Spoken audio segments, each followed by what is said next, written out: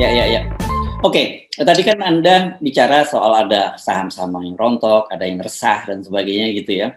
Ya, saya juga baca ini memang gara-gara pelaporan Ubile Badrun ini saham-saham milik Kaisang rontok. Ini biasa kan dalam saham kayak ini yang disebut namanya sentimen negatif gitu ya, Bung Rocky. Yeah. Dan kita membaca pernyataan dari mantan wali kota Solo. Ini orang PDI, Efek Hadi Rudiatmo yang menyatakan bahwa ini kan kalau ada bahasanya sih seperti ini, dia menyatakan kan kayak gini ini bikin resah kalau ada mau dilaporkan seperti itu. Tapi supaya ini nggak jadi persoalan, kata dia mestinya didorong dong KPK untuk memberikan klarifikasi.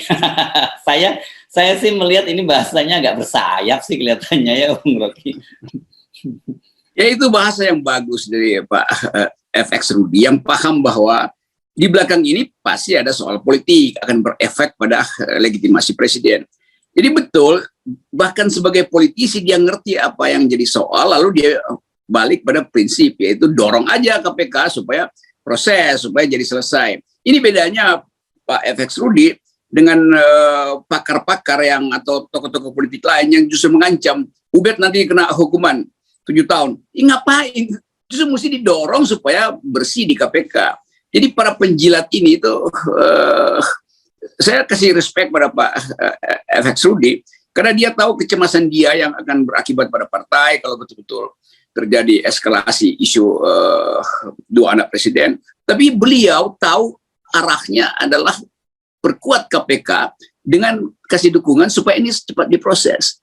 Nah, yang lain itu justru ingin menghambat supaya KPK nggak usah diproses karena si Ubed reputasinya ini. Lo bukan soal reputasi, soal pengetahuan Ubed kenapa dia mengajukan gugatan itu. Dia nggak menuduh, dia cuma menduga sebagai seorang intelektual bahwa ada permainan di dalam saham-saham itu kan. Jadi itu intinya. Ini siapa tadi Ruhut macam-macam orang itu yang ngancam-ngancam. Lo kan yang dilaporin adalah Kaisang dan Gibran, ngapain apa namanya nih buzzer gorong-gorong ini ikut campur tuh. Itu sama seperti yang dilaporin oleh supir angkot, tapi yang ngamuk-ngamuk ada supir odong-odong kan. Gimana? Ya. Ini saya sepakat dengan Anda. Memang harusnya kan gini, polisi melaporkan itu, orang yang dilaporkan, sekali lagi kita mesti ingatkan, orang yang dilaporkan itu belum terbukti bersalah. Karena itu tugas dari KPK untuk memverifikasi betul nggak laporan ini. Karena saya kira kan justru ini peran, mestinya KPK menghargai karena ini peran serta masyarakat kan untuk ikut melakukan pencegahan korupsi. Jadi nanti akan dibuat aturan bahwa yang boleh melaporkan adalah mereka orang-orang khusus saja. Ubed karena pernah jadi aktivis nggak boleh melaporkan tuh. Kan kacau itu. Dan bahkan beberapa aktivis juga merasa bahwa Ubed itu melanggar etika itu karena melaporkan sesuatu yang bisa membahayakan negara. Lo justru karena membahayakan negara maka Ubed laporkan. Ini korupsi itu membahayakan negara, bahkan potensi korupsi membahayakan negara. Apalagi ini korupsi di lingkaran satu, dugaannya begitu tuh. Jadi biarkan saja ini proses hukum berlangsung, jangan Ubed kemudian dicari-cari alasan untuk pribadinya yang dipersoalkan. Kan ini bangsa yang makin lama dalam periode 7 tahun ini mengalami pendangkalan intelektual. Nah, Ubed ingin pulihkan itu, bahwa riset-riset yang dia baca itu mengarah pada dugaan di belakang itu ada permainan nanti mungkin akan disebut sebagai money laundering atau bridging segala macam.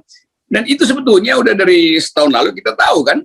Bahkan berkali-kali kita ingatkan supaya Ibu Menteri Keuangan atau apa namanya nih penguasa keuangan di istana perhatikan itu ada lalu lintas keuangan yang nggak benar itu ya, deteksi dari awal, kasih peringatan. Nah sekarang udah terlanjur, udah masuk ke KPK kan pasti Sri Mulyani tahu nih ada lalu lintas di depan mata dia itu lalu lintas traffic keuangan yang agak mencurigakan kan mestinya dia kasih warning dong atau PPATK apa segala macam gitu kan.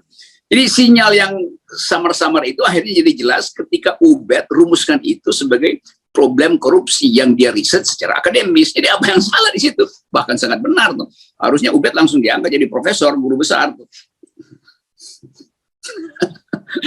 Iya.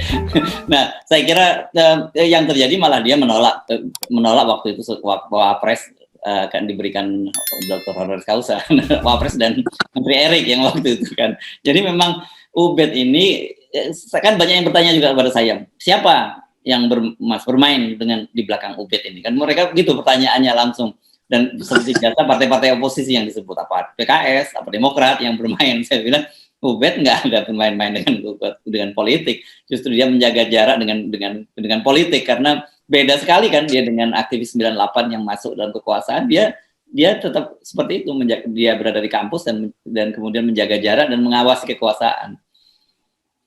Ya, saya kenal sempurna pikiran Ubed itu sebagai aktivis dari 98. Dan saya bisa bandingkan dengan aktivis yang cuma nyari-nyari amplop jadi komisaris pun, jangan jadi komisaris, jadi pesuruh komisaris pun banyak aktivis 98 yang terima kan. Nah, Ubed menolak itu karena dia ingin fokus pada cara menganalisis masalah itu, bukan cara mengintip tebalnya amplop. Jadi moral Ubed itu nggak diragukan lah. Nggak ada orang yang menganggap bahwa yang dilakukan Ubed itu betul-betul disuruh oleh seseorang. Enggak, justru kan dia punya otak, maka dia otonom. Dia putusin sendiri mau ke KPK atau mau buka konferensi pers, kan dia dosen, itu poinnya kan. Jadi mereka yang cemburu sebetulnya pada reputasi Ubed di bidang akademis mulai cari-cari salahnya tuh. Ubed bukan aktivis. Loh, Ubed itu memimpin UNJ itu dalam banyak demo, dan saya tahu bagaimana dia layani pers untuk menerangkan apa sebetulnya sumber korupsi di masa Orde Baru, dan itu berlanjut terus sampai sekarang. Dia konsisten jadi analis yang tajam tuh. Itu yang kita perlukan sebetulnya. Bukan mereka yang kuar-kuar seolah-olah Ubed disogok, disuruh. Enggak, itu dungunya itu sebetulnya yang ditampilkan oleh para buzzer rupiah. Dan perlu kita ingatkan sebenarnya orang-orang seperti Ubed atau orang seperti Anda, saya dan sebagainya, ini sebenarnya dalam konotasi yang positif kita membantu pemerintah. Kenapa? Dengan adanya suara-suara kritis di dalam negeri itu menunjukkan bahwa demokrasi itu masih ada di Indonesia. Kalau suara-suara kritis dibungkam itu sempurnalah gitu kerusakan demokrasi, kemunduran demokrasi. Saya bisa bayangkan ada tim yang lagi dibentuk untuk ngoreksi Ubed ini pernah foto sama siapa aja, pernah panelis dengan siapa aja, pernah diwawancara di mana aja. Jadi itu yang akan dijadikan dasar untuk membatalkan tuduhan Ubed.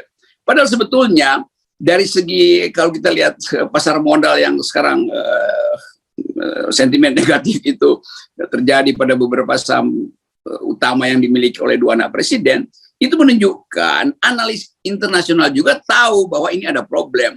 Kalau betul-betul itu saham yang sound, saham yang blue chip, maka nggak akan ada ribut-ribut di pasar modal. Jadi sinyal pertama, investor pun mulai ragu-ragu, jangan-jangan ini cuci uang tuh. Jadi begitu aja kan. Kalau investornya tahu bahwa ini adalah permainan saham yang bersih, nggak bakal dia terganggu oleh tindakan Ubed. Tapi sekaligus kita tahu bahwa di dalam political economy ada yang disebut apa namanya the short termism itu. Mereka yang mau hit and run aja tuh. Pemain jangka pendek itu. Nah, mereka justru yang potensial untuk capital flight, dan itu sebetulnya bahaya bagi kita kalau kita nggak paham bahwa satu isu politik kecil yang menyangkut sistem perdagangan saham itu pasti akan menimbulkan orkestrasi di luar negeri itu. Dan orang tahu bahwa pemegang saham utama di situ adalah anak presiden. Kalau legitimasi presiden berkurang, maka sahamnya juga nggak ada gunanya lagi nanti itu. Langsung bearish dia tuh, itu kan. Ya. Oke, kita mesti ngakhiri perbincangan kita ini.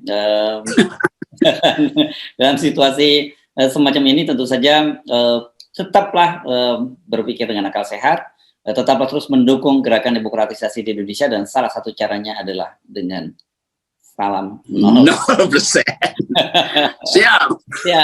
Thank you.